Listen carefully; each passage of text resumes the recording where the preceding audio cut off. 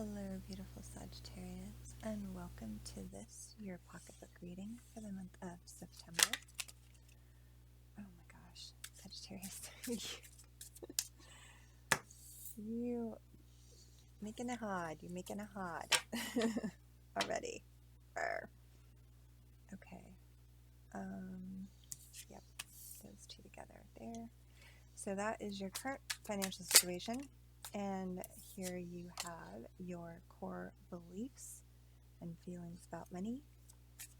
And what is your past influence that has shaped your ideas about money? What is your past influence that has shaped? What is Sagittarius's past influence that has shaped their ideas about money? Oh boy. Okay. One card, please. One card. What is Sagittarius's past influence that has shaped? Okay. Yep. Yep. I can totally see that. Right. What is your spiritual relationship to money and lessons to be yet to be learned? What is Sagittarius' spiritual relationship to money, and what is the lesson yet to be learned? One card, please. One card, please. Okay, there we go. The Hanged Man. Okay. Interesting. And then, what is the action now to take that Sagittarius needs to take to change the current situation with their money? What is the current action? Is manifestation. Right, too. Okay. Make sure that none of those popped over. Gotcha. Okay, so Sagittarius, your current financial situation and present relationship to money is the Star. You are full of hope.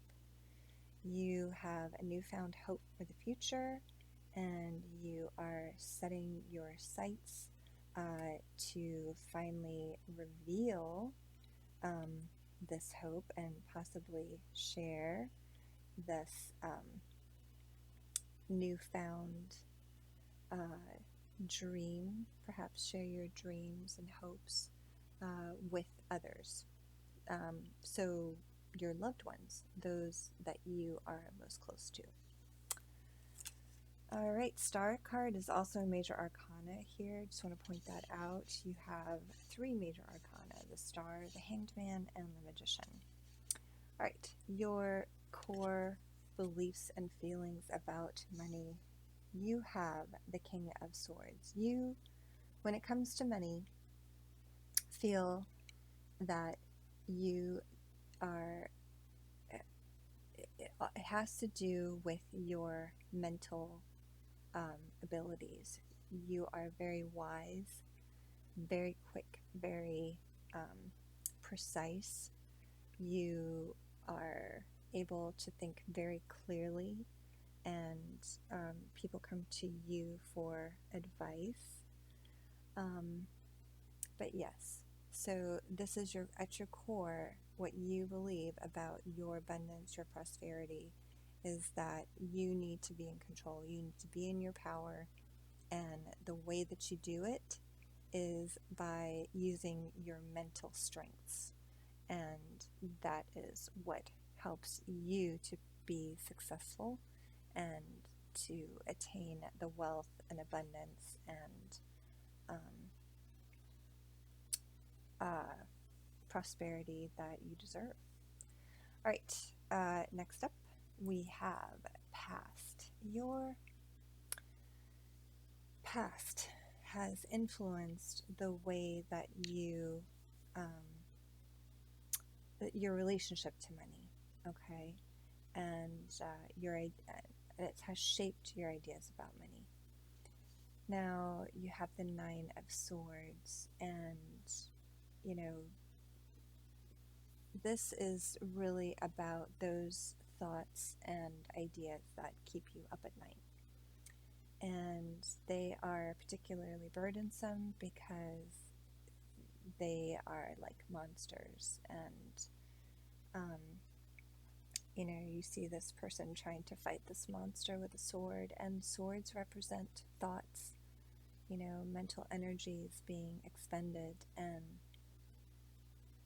this is you with your thoughts keeping you up at night. But in particular, there seems to be just this monster in your mind, in your thoughts, that is, like I said, influence it from your past. This is your experience, your past experience, that are influencing your present situation. All right. In terms of your spiritual relationship to money and lessons learned, you have the Hanged Man, and this is your second major arcana. So here, Spirit is inviting you to let go the swords, right? Those thoughts that are keeping you up at night. Instead, you are being guided to retreat and gain, put yourself in a position to reach for a more enlightened point of view. Okay? And you have someone here willing to help you. It's not that they are trying to tell you what to do. No. They are just your ally. They, you have, this is beautiful actually. You have the Star card. This is your current situation, your hopes, your dreams. And I feel like, this person is this star, is one of your hopes and dreams, and it's feeding you and helping, feeding you this water. The water represents love in the tarot, and emotion. And so, you're receiving this love. You are putting yourself in this position of the Hangman. I mean, this is what you're being called to do, rather. This is the spiritual side of your relationship with money. But anyway, it's something that is available to you. You can reach another level. It will take some time, and it will take you being disciplined and putting yourself, like I said, in this position that will help you to see a new, see your financial health and wealth in a new way, and letting, your loved ones in to, not to tell you what to do. That's not what this is about. This is just letting them in to give you support, give you love as you go through this transformation. All right, let's see. You also have the Magician. And this is your third major arcana card. So the action that you're being guided to take now is to manifest and to realize that you have everything that you need. All the resources that you need are within your reach, and you can basically make anything that you want to have in your life. You can manifest it. You can just do it yourself. So, this is a very powerful card, but it does speak most directly to, the impact that you have on your financial life, in the material sense. So not, this action that you can, take right now is kind of to prove to yourself, I guess, that, you know, that you do have everything that you need and that you can manifest and that you know, ooh, that's that King of Earth here. I'm just pulling a couple clarifiers here to help better understand the direction of the reading.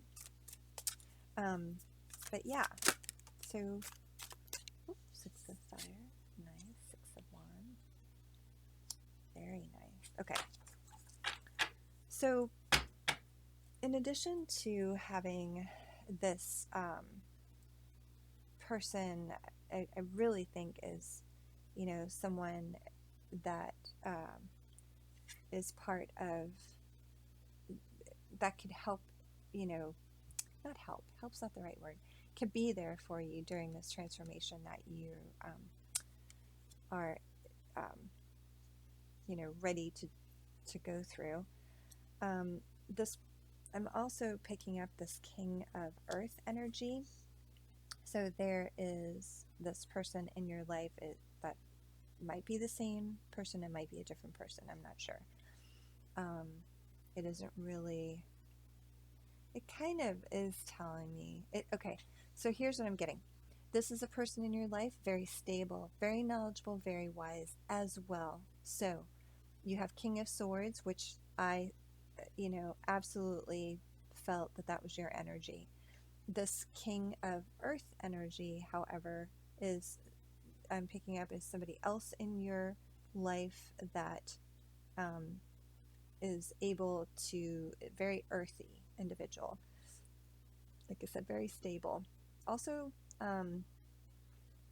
someone, like I said, that you could talk to about your situation, and that could be part of why you have the 8 of Wands here, which is, you know, you, I guess, ready to open up and talk to, communicate about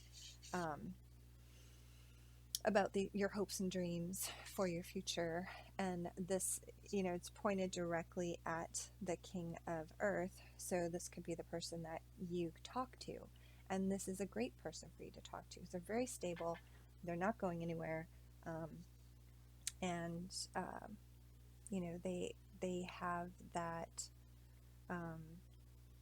honesty, loyalty, and wisdom that I think